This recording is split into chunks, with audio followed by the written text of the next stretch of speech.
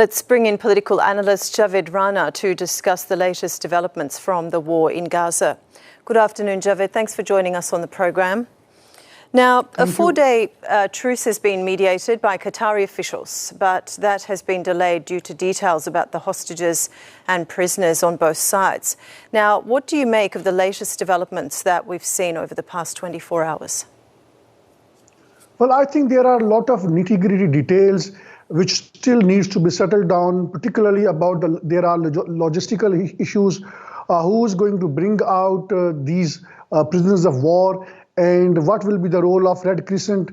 And then more importantly, then there is also a lurking lack of trust between two parties. Hamas does not trust Israel, the apartheid state, and vice versa. So I think in that context, I think Qatar is engaged in a lot of diplomacy, and I think within the next couple of hours we can expect that some sort of final arrangement would be in place. But again, we would not believe until we see it happening. And even whenever this so-called humanitarian pause is enforced, or you may call it a ceasefire for 4 days, even then I fear that there may be some complaints from the both sides about the breach of this agreement. So I think it is, again, this deal, when it comes to the implementation process, that means easier said than done. It has a context now. Netanyahu is desperate. He's desperate because he has not been able to secure the release of prisoners of war from the custody of Hamas and other militant groups. And then at the same time, he has been facing a lot of pressure from different segments of the society, particularly those whose loved ones, family members are in custody of Hamas. And understandably, they must be under the tunnels or they must be in the residential plazas. How many among them have been killed? It is still an issue which needs to be determined. And there would be maybe new controversy of how many among the prisoners of war have been killed, none other than by the Israeli Air Force. So the problem right now is that once this ceasefire is enforced, maybe it is for 4 days, but then there will be bigger question. Where are these prisoners of war? How many of them are in custody of Hamas? How many of them are in custody of Al-Jihad group, which is another militant group, insurgent group, which is fighting for the freedom of Palestinians? And then there is also a third element. I think there were certain groups. They were the people who were very angry, very upset the way Israel has been conducting an aggressive operations on Gaza, not now, but also from previously. I think they were also involved in picking up, in detaining all these Israeli citizens. So it is a kind of a task where Hamas will have to operate on the ground. And Hamas needs freedom to operate on the ground to locate all these prisoners. So unless Hamas is given a very meaningful assurance whereby it can operate, it can find out where those prisoners of war are there. And also remember, a large part of Gaza has been destroyed by Israeli Air Force. Some people say that perhaps the 45% destruction inside Gaza. So in that context, how many of them have survived? How many of them are alive? It is anybody's guess, but there is a probability that majority among them would be alive. Hamas might have shifted them, transferred them inside the tunnels. So let's see how things unfold. But as we speak now, there are many ifs and buts, because of which we have seen that there is a delay in enforcing this so-called ceasefire. Okay, now, what's your analysis here, Javed? The narrative on the side of Israel is that they're trying to root out Hamas. That's why these attacks have been ongoing. And as you said, there's going to be a pause, so there's a prisoner exchange. Let's say that the whole process goes through seamlessly and the prisoner swap takes place. Is is this validating Israel continuing with the bombardments on Gaza? What comes after the pause? This is the biggest question that everybody is asking. And I think that is a question which is being raised in Washington. That is a question which is being raised in Qatar, because the point is, after 4 days, things would not change on the ground. Because if Israeli policy of this so-called military, I would say, misadventure continues, that means the trouble would continue to be there. We have to see the bigger picture. The bigger picture is that this is the first time in the history of Israel and Palestinian war, or may I call it a Israeli and Arab wars, because we have to see in the past the other regional Arab countries were also in war with Israel. So this is the most toughest war for Israel. This is the longest war for Israel, and this is a war which the world is watching, perhaps live. And Israel has lost it. Partly, Israel has a declared objective that it is going to physically eliminate Hamas from Gaza. That has not happened. It's more than around now 7 weeks. Hamas is very much there. And practically, once again, the apartheid state, Israel, has conceded to the fact Hamas as a legitimate party, virtually a legitimate party. It has held negotiations with Hamas. If Hamas is a terrorist group, as Israel put it, then why it negotiated with? That shows that Hamas is a virtual reality. They cannot eliminate it. They have failed it during these 6-7 weeks. And my sources are telling me that the fighters of the Hamas, I would call them freedom fighters, they are using dates and water. That is their food. That is a source of their physical survival. And that is how they are battling against apparently a bigger enemy. Now the strength of Hamas is insurgency. And then their second part of their strength is that their hideouts. These are the tunnels, Mossad in the past said that the tunnels are around about 500 kilometers long. It's a complete tunnels network. It's a bigger network. So it means that Israel needs years to actually demolish all these tunnels in case it manages to reoccupy the entire Gaza. This is the most unlikely scenario. So the point is, even people inside Tel Aviv, they understand that they cannot eliminate Hamas. Hamas is the biggest reality of Palestinian people. It's not the Palestinian Authority. It is a Hamas. It was an elected political force, political party in Gaza in 2006. It was elected party with 74 seats. And a Palestinian Authority had around about 54 seats. And from there onwards, there was no general elections. And we have seen now in all these videos, if we make analysis, we have not seen people that they are complaining against Hamas. They are abusing Israel. That shows that Hamas is still a popular force. And a large number of the fighters, the freedom fighters of Hamas, are those people, this is my understanding, I may be wrong, are those whose parents, whose dear ones, brothers, sisters were killed by Israel during previous airstrikes on Gaza. There have been 3 to 4 wars between Hamas and Israel during last 15, 16 years. So now Israel has given them a bigger chunk for the recruitment now, because it has killed now nearly 15,000 people. Around 35,000 people, they have been injured, they've been maimed, and 6,000-7,000 people are still under the rubbles. So victim families, those who would be survived certainly, they would join Hamas. So I think the future for Israel is a very terrible. It's a very, very terrible. On some of the former top officials of the Israeli government saying that the two-state solution is the only way forward, and his He was proposing that the solution may be somewhat close to what the international community believes should be before 1967's border as those existed.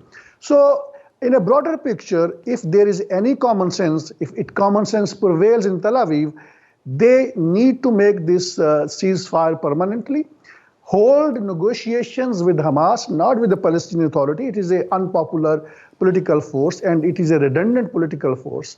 So Hamas, they will have to negotiate with Hamas. Will Hamas give in grounds? That is a bigger question.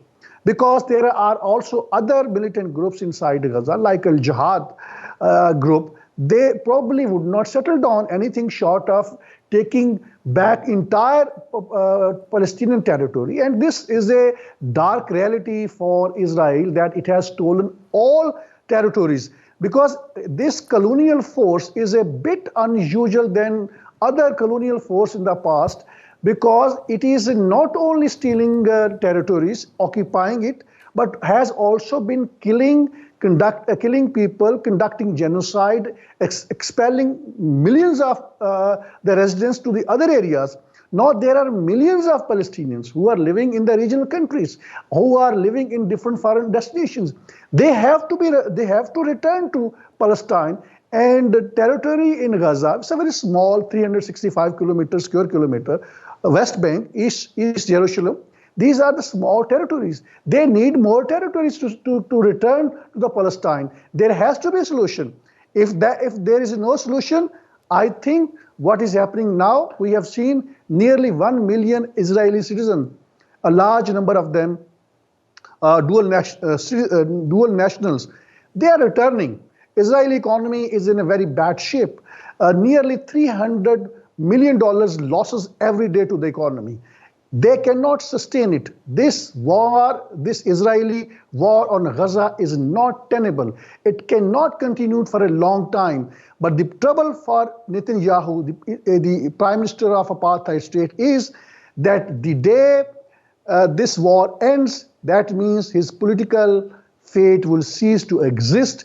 There will be questions for him for which he doesn't have answer, why there was a security lapse, and opposition would pressurize him to resign. And that is also part of the reason that we have seen now that Netanyahu is more interested to continue with this war. And because the day it ends, so that means his political fate will also come to a grinding halt. Okay, now the virtual BRICS and the G20 leaders summits were held this week, where leaders like Putin, Ramaphosa and Turkish President Erdogan heavily criticised Israeli violence. Now, how important was that message to the West from these world leaders? Well, I think there's a clear demarcation between North and South of globe. South globe, and then there's a clear demarcation, the West led by the US, and the East led by China, you may call it Russia, but both are great powers. And then you cannot ignore Turkey. It's a emerging political power, and it has a huge influence in the region. So the gathering of these countries and all these their remarks, their condemnation, the genocide that Israel has been conducting, it is being perceived by all these countries that Israel is engaged in ethnic cleansing of Palestinians. In the long run, I think there is going to be terrible consequences for the West whenever this war ends, because it has delegitimized so-called international order, which was imposed after First and Second World War. Now, you have seen that the Americans and the Western countries have been repeating time and again that the China and Russia, they want to come up with their own political order, and they are breaching the world order. What is that international order?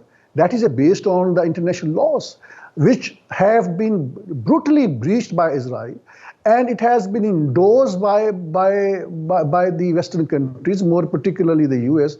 You have seen that so many resolutions were tabled in UN Security Council.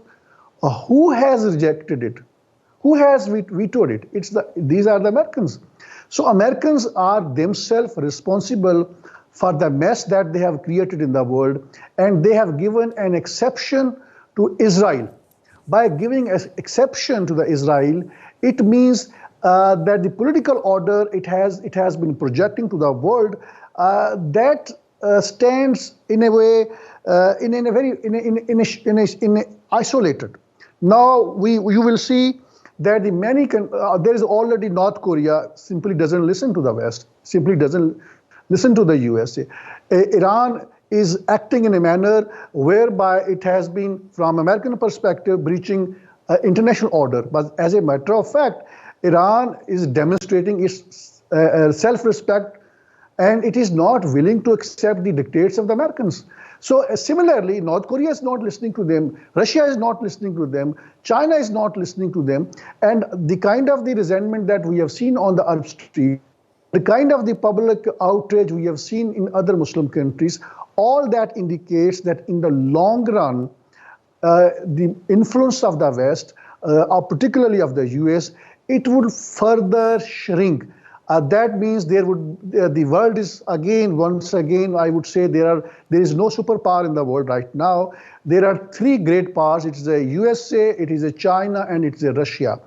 And part of the reason that the US has reduced its influence in the world is Israel, because for last 6-7 decades, it has been giving Israel the kind of the concession which it does not give to anybody else. It has been providing them weapons. It has been imposing war onto the Muslim countries. So with combination of all these factors, I think in the long run, the West would lose, and so would be the Israel. Okay, now my last question to you, Javed. Considering the stated commitment of all parties to ongoing diplomatic efforts, how optimistic are you about the potential for de-escalation and lasting peace in the region? Well, I think there would be relief, certainly for the so-called victim families of these settlers, because all the people who have been who were detained by Hamas, they were not innocent. Yes, women are innocent. If the children are there, they are innocent. But Hamas is saying that they have not arrested any baby. Maybe some other groups, maybe some social groups inside Gaza might have arrested some of the children. For Israel, it is not a big deal, because Israel has been, arresting, detaining all these children from the West Bank, from the East Jerusalem, from the Gaza. For them, it is a routine. But I think in a Muslim culture, it is not acceptable. But my understanding of the situation is that once 50 to 60 or 70 prisoners are released, that means there will be more pressure on Netanyahu to also do something to secure the release of others, because you cannot be selective in securing release of some of the prisoners and sparing others in the custody of Hamas. So I think more pressure on Netanyahu from the victim families, and also there is going to be more division within the Israeli government. Remember, Netanyahu has made a war cabinet, bringing the opposition figures into his cabinet. And they are eyeing that whenever this war ends, so they will do something to force Netanyahu to resign. So I think, and then apart from that, there are also extremist groups within the Israeli cabinet. Though I would say that Netanyahu himself is the biggest extremist, but these far-right political parties, they are quite unhappy with this proposed ceasefire. And they want that this ceasefire should not be there, and they should continue carrying out the genocide of Palestinians, because with that they want to force Palestinians to be expelled to the Egypt, and so that the Israeli army could reoccupy it. So I think they are in a very bad shape. I'm talking about the Israeli government. After 4 or 5 days, there may be new dynamics of the politics. But in the meanwhile, this may be obviously some relief for the people inside Gaza, and also the freedom fighters who've been fighting against an aggressive military, which has been conducting bombing, killing the common people there. just to create an impression that among the civilians are the members of the Hamas. Have we ever heard from the Israeli government how many members of the Hamas they have killed? What are their names? What are their locations? They would not give you any information. Killing civilian is something they consider is they are killing members of the Hamas because they believe that all the members of the UN teams, different agencies who've been working there, they are the members of the Hamas. That is something they have accused. They have killed more than 100 members of the UN agencies, and they are saying they were the members of the Hamas. They are saying these medical doctors are the members of the Hamas. So when everybody for Israel is the member of the Hamas, that means it is a fighting force, or they are killing them. So this is all happening. Everybody knows it, but nobody speaks up because the USA has put in place 2 aircraft carriers in the Mediterranean Sea. They have also deployed their nuclear submarine. So, regional countries don't want to intervene. Some kind of deterrence has been created, but it is coming at a huge cost, and that cost is the humanitarian disaster, the genocide, and the people have not been able to do anything, and there is a criminal silence on the part of the Arab rulers. They have not been able to do anything just because they think if Hamas wins, that means the network of Hamas would spread in all these Arab countries, because Hamas is basically an offshoot of the Muslim Brotherhood, and that would be a threat to these Arab nodes. So there is a lot of dirty politics, because of which I think Arab rulers are not helping out Palestinians in a practical manner. Okay, Javed, thank you so much for joining us. We always appreciate your insight.